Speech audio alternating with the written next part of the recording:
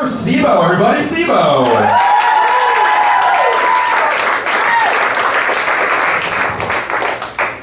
Hey, everybody.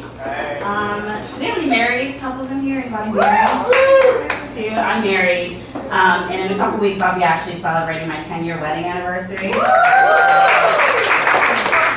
And, oftentimes I'm very shocked that we lasted this long because my husband and I, our personalities could not be more different. Like, my husband's a very chill person, super nonchalant about everything. Meanwhile, I'm chalant, okay? Very chalant. He never gets upset, which is very annoying because my whole personality is about getting upset. I'm easily upsettable. I'm upset right now, actually. You probably can't tell, but I'm very upset. And what for me is the most frustrating is when I'm upset about something and I believe we both should be upset about it, but he is not, okay? This happened recently. I live in Jersey, and we have this big front lawn, and over time the grass looks like crap, just patches of brown and yellow. And we're watering it, we're doing everything right, we're paying lawn people to do lawn stuff. I know I'm in New York, so some of y'all are like, what is a lawn? Shut the fuck up. I'm sorry, stay with me. But I was so upset by this, and my husband unfazed. And I asked him, I'm like, why are you not upset about this? And he was like, why would I be upset? And I was like, because our lawn looks like shit. And he was like, but that doesn't upset me. And I was like, but I'm upset. And he was like, and this is one of my favorite things he says, but you don't need to be upset. And I was like, okay, cool. How about I stab you? Would that make you upset? I really feel like I fucked up with the vows. I should have put in there, you vow to love me, honor me, and get upset with me. I fucked up there. But I'm also a mother, which I know is disturbing, but I have 3 kids. We have 3 kids together, and I love being a mom, but before I was a mom, I was an aunt. And I loved being an aunt. Are there any aunts in here? Aunt, godmom, uncle, all that stuff. Being an aunt was the cheat code to motherhood. Because it was all the perks of motherhood, minus ripping up your vagina and getting all fat, And don't get me wrong, as an aunt, I still got fat, but it was on my own stuff. I was eating too much because I wanted to. I look in the mirror and be like, I did this. There was power in that, But yeah, being an aunt, it was just I was obsessed with my niece and nephews because it's this blissful love, right? It's the honeymoon phase of loving kids. It reminds me of the honeymoon phase of relationships, right? I was willing to look past the toxic traits of my niece and nephews because I had fallen so hard.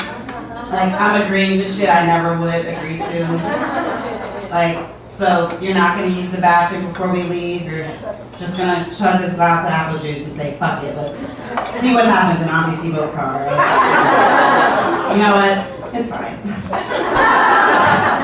I'm acting like I'm into stuff that I'm not really into. Oh, yo, Yabba Gabba. We're going to watch that episode again. The same one we watched 13 times in a row. That's what you know what? Let's make it 14. Even for my birthday one year, it's a true story. My sister, for my birthday, I asked her to bring my niece and nephew to my home just so I could babysit them. You understand what I'm saying? For my birthday, I wanted my 4-year-old nephew and 2-year-old niece to come to my apartment because that would bring me joy. Now that I'm a mother, do you know what I ask for my birthday every year?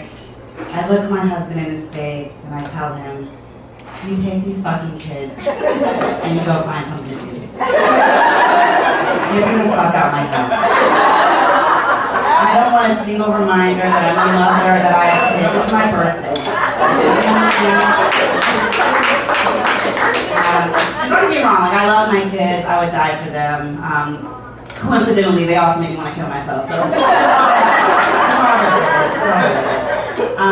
but being a mom, though, it's fun because I recently have found good mommy friends. There's this one mommy friend that I love out in Jersey, and we like the same stuff, hate the same stuff, we parent the same. She's amazing. But I'm always stressed. I'm just waiting for my child, my 8-year-old, just hoping rather that she doesn't fuck this up for me. You know, like every play date, I'm stressed, like, please just be chill, because me and her mom have a twerk class in like a couple weeks. I really would like to attend. But it's bound to happen, right? Eventually, they're gonna have a bad play date, and I'm gonna be faced to make a difficult decision. She's gonna come home all upset, and I'm like, ugh, you said she was mean to you? You don't wanna be her friend anymore? Ah, sorry to hear that. But did she call you a bitch? 'Cause if she didn't call you a bitch, I feel like you can get past this. Oh, she did call you a bitch? She did? Oh, okay. Remember how mommy said the word bitch can be a form of empowerment? You know, when we took back that word, you know, as women, mommy's generation worked really hard on that. You said she called you a bitch in the non-female empowerment way? Her exact words were, you a bitch, and she means that in the most demeaning way she said that? Okay. Well, babe, I mean, you